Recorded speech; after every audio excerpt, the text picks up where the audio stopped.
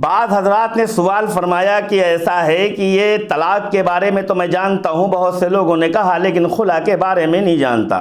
مستورات نے بھی سوال کیا، کئی مستورات گجرات کی ایک حمیدہ خاتون ہیں، انہوں نے سوال کیا تھا، اور ایک راجستھان کے اندر ایک جگہ پڑتی ہے گنگا پور سٹی سے آج ہی میرے پاس یہ ایک کال آئی تھی کہ یہ بتائیے یہ خلا کیا چیز ہے۔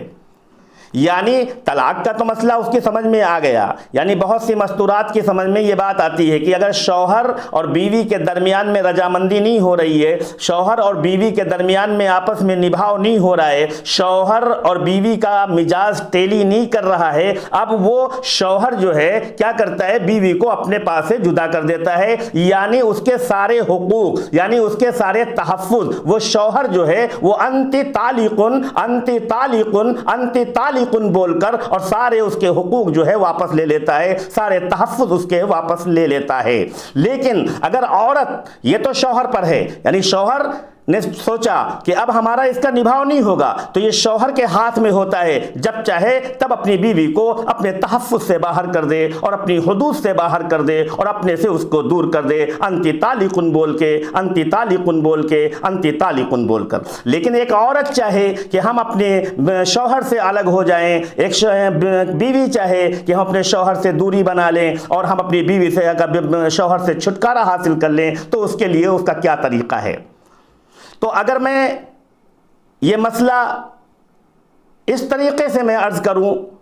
تو زیادہ بہتر ہوگا کہ ایک مرتبہ ایک صحابیہ ہیں جن کا نام جو ہے وہ حضرت جمیلہ رضی اللہ تعالی عنہ، یہ حضرت ثابت رضی اللہ تعالی عنہ کی بیٹی ہیں۔ حضرت ثابت رضی اللہ تعالیٰ عنہ کی بیٹی حضرت جمیلہ بنت ثابت رضی اللہ تعالیٰ عنہ اللہ کے پیغمبر صلی اللہ علیہ وسلم کی خدمت میں پہنچیں، اور پہنچنے کے بعد کہنے لگیں کہ یا رسول اللہ صلی اللہ علیہ وسلم، السلام علیکم ورحمۃ اللہ وبرکاتہ، میرا نام جو ہے وہ جمیلہ ہے، اور میرا نام جس طرح جمیلہ ہے اسی طرح میں خوبصورت بھی ہوں، اور میں حسین ہوں، خوبصورت ہوں، جمیل ہوں، لیکن جس وقت میرے ماں باپ نے میری شادی جو ہے میرے شوہر سے کیا، اور میرے شوہر کا نام بھی ثابت ہے، تو عرب کا یہ دستور ہے اور عرب کے اندر یہ ایک رسم ہے کہ اکثر یہ ہوتا ہے کہ جو نام بیٹے کا ہے وہی نام اس کے پھوپھا کا ہوتا ہے، یعنی نام کافی مطلب کیا کہتے ہیں ایک دوسرے کے میچ کرتے ہیں۔ فاطمہ نام ان کا ہے تو فاطمہ ان کے بیٹی کا نام ہے، تو معلوم ہے ان کی نواسی کا بھی نام ہے، معلوم ہے ان کی پردادی کا بھی نام فاطمہ تھا، اس طریقے سے ٹیلی کرتے ہیں نام۔ وہ کیوں کرتے تھے وہ عرب والے، وہ حالانکہ اس وقت اس کا موضوع نہیں ہے لیکن یاد آیا تو بتایا دیتا ہوں، اس کی وجہ، اس کا ریزن یہ تھا کہ تاکہ معلوم ہوا 30 سال پہلے اس کی پرنانی کا انتقال ہو گیا، 30 سال پہلے اس کی پرنانی کا انتقال ہو گیا۔ اب جب پرنانی کا انتقال ہو گیا، معلوم ہے پرنانی کا نام فاطمہ ہے، تو اب پرنانی کا انتقال ہو گیا، تو اب پرنانی کا انتقال ہو جانے کی وجہ سے ان کا نام لینے والا دنیا میں کوئی نہیں رہا، اب ان کا نام معلوم ہوا بند ہو گیا، یعنی ان کا نام لینا بند ہو گیا، تو معلوم ہوا ان کی یادگار بھی بند ہو گئی۔ تو اہل عرب کیا کرتے تھے، فوراً اپنی پرنانی کا نام جو ہے اپنی بیٹی کو رکھ دیا کرتے تھے، یعنی فاطمہ، اور اس کے بعد وہ بیٹی کیا کرتی تھی، اپنی بیٹی کا نام رکھ دیا کرتی تھی۔ اس طریقے سے پتہ یہ چلا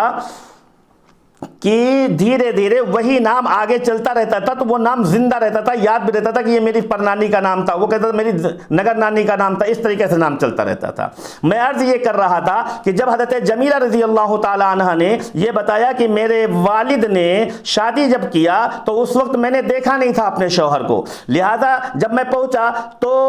میں جب پہنچی تو میں نے دیکھا کہ میرے شوہر زیادہ خوبصورت نہیں ہیں، اور قد بھی بہت زیادہ لمبا نہیں ہے، یعنی زیادہ وہ نہیں ہے، یعنی ناٹا قد ہے۔ اس کے بعد حضرت جمیلہ رضی اللہ تعالی عنہ نے یہ ساری چیزیں بتائیں، اور بتانے کے بعد کہنے لگی کہ بالکل میرا دل نہیں چاہتا ان کے پاس رہنے کو، میں یہ چاہتی ہوں یا رسول اللہ کہ میرا اور ان کے درمیان میں دوری پیدا کروا دی جائے، میرے اور ان کے درمیان میں الگ اور تھلگ معاملہ کر دیا جائے۔ اللہ کے رسول علیہ الصلوۃ والسلام نے فوراً حضرت جمیلہ کے شوہر کو بلایا، اور شوہر کو بلانے کے بعد کہنے لگے کہ ثابت یہ تمہارے ساتھ نہیں رہنا چاہتی ہیں، انہیں تم طلاق دے دو۔ اب دیکھیے یہاں پر بات سمجھیں، مطلب خلا میں بھی شوہر کے طلاق دینے کی ضرورت ہے۔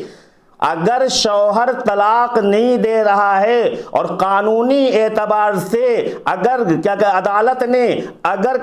خلا بغیر شوہر کے طلاق دیے ہوئے اپنے پاس سے لکھ کے دے دیا تو طلاق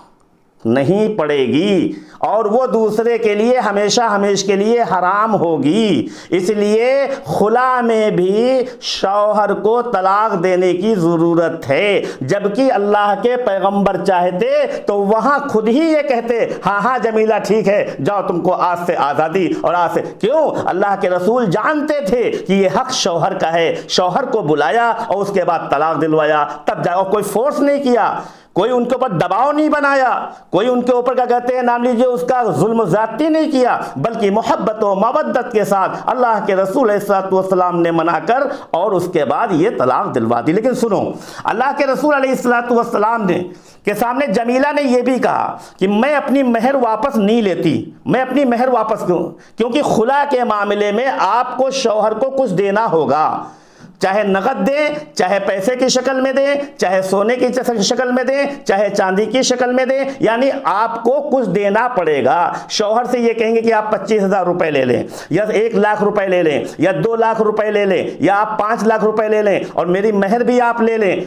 یہ مہر جو آپ نے دیا تھا یہ بھی آپ لے لیجئے، لیکن مجھے جو ہے آپ طلاق دے دیجئے۔ اس کو کہتے ہیں خلا، یعنی طلاق تو شوہر کی طرف سے اور خلا جو ہے وہ بیوی کی طرف سے، یعنی طلاق کی فرمائش کرنا خلا کہلاتا ہے۔ لیکن خلا میں بھی شوہر کی اجازت ضروری ہوگی، شوہر کا طلاق دینا ضروری ہوگا، اور اگر کسی دباؤ میں لے کر شوہر سے طلاق